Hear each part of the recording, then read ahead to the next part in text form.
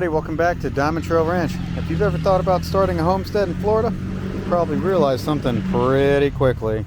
Almost all the homesteading advice online typically comes from somewhere like Tennessee, Kentucky, Missouri, or somewhere up north. And that's fine. Absolutely nothing wrong with that at all. We're all neighbors. In my opinion, at the end of the day, I believe homesteading is a community. We should all help each other out. It's great. But I do want to say that Florida is a different animal. I mean, they're all different animals, but this one's going to pertain to Florida. Our soil's different, our weather's different, our growing season is different. Look at the clouds. You can kind of see what's going on here today. It's funny, we got a super high chance of storms tonight, right now, and it's actually not storming, so kind of weird par for the course weather for Florida, I guess, right? You know, our predators are different too. So today we're answering 10 of the most common questions we hear about Florida homesteading. Whether you're dreaming about buying land or you've already started your own homestead, I'm really hoping this video saves you some time, money, and frustration. We're just going to jump right into it, okay? Number one, is Florida actually good for homesteading? Absolutely. In my opinion, it's probably one of the better states, if not the best, because you can grow food nearly year-round. Fruit trees here thrive, and you can raise livestock all year without harsh winters. You don't have months of frozen ground. You just don't. You might have hours, but even then the ground itself won't be frozen, right? Florida definitely does have challenges though. That heat, the humidity, the hurricanes, the fire ants, the mosquitoes, that sandy soil, which we're actually currently working on amending right now. I'll show you guys. Give you a little update over here. I started doing some composting over here, and then I said, you know what? We're gonna rip these palm trunks out of the ground. So that's what's going on right here. A little homesteading action going on for you. So this is where we're at here with this, right? Anyway, if you lean to work with Florida, if you're gonna work with Florida, you need to work with it and not against it, because it can be an absolutely amazing place to homestead. It really can. So question number two, how much land do you really need at the end of the day for this kind of stuff? Well, I'm going to tell you right now, honestly, less than people think. You don't need 50 acres. You don't even need 10. We're on roughly 2, so it's doing really well. It's enough for, you know, goats, ducks, chickens, rabbits, you know, maybe a horse, a donkey, pigs. We only have a couple pigs. We got Kune Kunes, you know, what else? The orchard, which you can see over there behind this, what we're working on, this kind of area we're working on redoing. You know, your compost, rain collection. Could we use more than 2 acres? Yeah, absolutely. And if you got more than 2, that's awesome. But don't let the lack of acreage that you might have stop you, because good management beats more land every time. It's how you use the land. That's why I'm working on this. This used to be a big palm area. It was beautified, if you know, for lack of a better term, when we first moved here. So we're working on basically kind of demolishing this area down, ripping up these giant, you know, palm trunks, and we're gonna compost it. We're gonna amend the soil. It's all sand right now. So question number 3 out of the 10, what's the biggest mistake new Florida homesteaders make? Trying to copy YouTube channels from colder climates. And I'm being honest, Florida's not Tennessee, you know. We don't plant at the same time. We're USDA 10 here. We don't deal with snow. Our summer gardens often struggle while northern gardens thrive. Instead, I would say if you're in Florida, learn from Florida growers. There's lots of Florida growers on here. Use Florida planting calendars. Grow what actually enjoys the heat. Once we stopped fighting Florida, gardening became much easier. Question number 4. What animals should you start with? I'd recommend chickens first. They're affordable, they're useful, they're forgiving, they're great teachers. After that, I would say rabbits, honestly, or Nigerian Dwarf goats, because they're friendly, they're fun. The Dwarf goats will give you the great milk producers for small families. You know, you got your ducks and pigs and things like that. But whatever you do not buy everything at once, and probably start with chickens. Learn that species very well, whatever you do get first, before going and adding another one.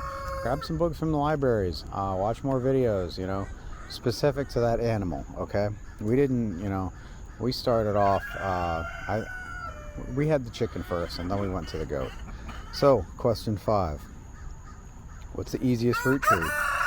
For us, bananas. You can see them back there as well. In Florida, they love it here. They are so low maintenance in Florida. These bananas actually survived brutal record freezes this year. They require like no maintenance almost. They produce pups. They look beautiful. Or actually, I'm working on making a privacy line there because the pups are going to come up with them, and that whole fence line eventually will block. It will block the main road there, which will be great.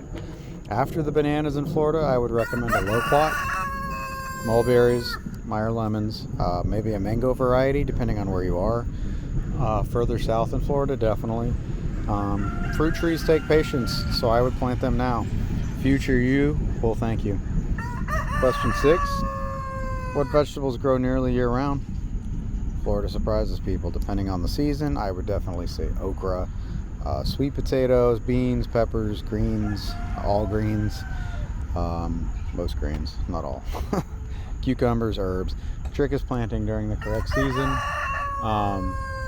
and not in direct sunlight with the greens especially. Summer is the most brutal gardening season in Florida. Summer is really the hardest. Fall through spring can actually be easier here. I know it's weird, but it's true. Question 7, how do you deal with the heat here in Florida? Well, shade, right? Water and redundancy with water. More shade, more water. That's the God's honest truth. Shade, water, shade, water. Heat management becomes part of your daily routine in Florida, so you're going to be doing multiple water checks, right? You're going to get your shade cloth, your trees, your ventilation, watching animals throughout the day. Make sure you're consistent with checking on your animals, all right? Just kind of par for the course. Question 8. What predators are the biggest problem in Florida? Well, depends on where you are in Florida, but I'm going to go with rats, snakes, hawks, raccoons, possums, not our Kune Kune pig, coyotes, bobcats are also a consideration. That is a real problem as well.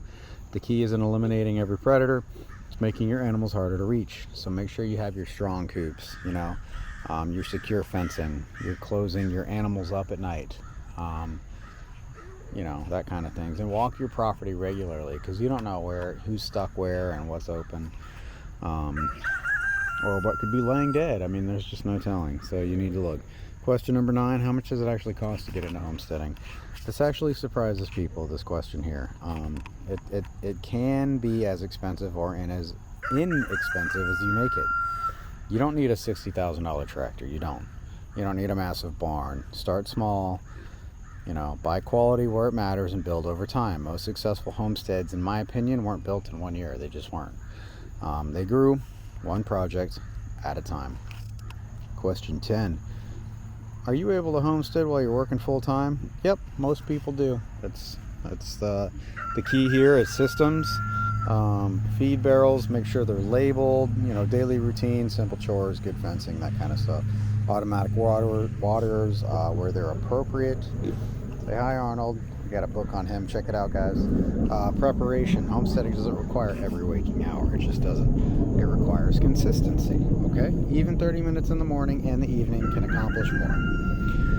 Those are probably the 10 questions that come to mind for me, that I think that we here at DiamondTrail Ranch hear more than any others, and honestly, we're still learning ourselves. So every year teaches us something new. That's one thing we love about homesteading the most. So, you've never really finished learning. And if you're just starting your Florida homestead, don't feel like you have to do everything this year. You don't. Start with one project and learn it well. Then build from there. That's exactly how we started at DiamondTrail Ranch. Now we want to hear from you. If you're already homesteading in Florida, what questions would you like to see answered as well? Leave it down in the comments because it might be featured in our next Florida Homestead FAQ, our frequently asked questions. If this has helped you at all, made you consider anything, we'd really like to thank you and take our time out for thanking you for that. We'd really appreciate a like and subscribe. It's totally free to do that. We're building one of YouTube's largest libraries of practical Florida homesteading videos, and we'd love to have you join us. God bless, and we'll see you on the next one here at Diamond Trail Ranch.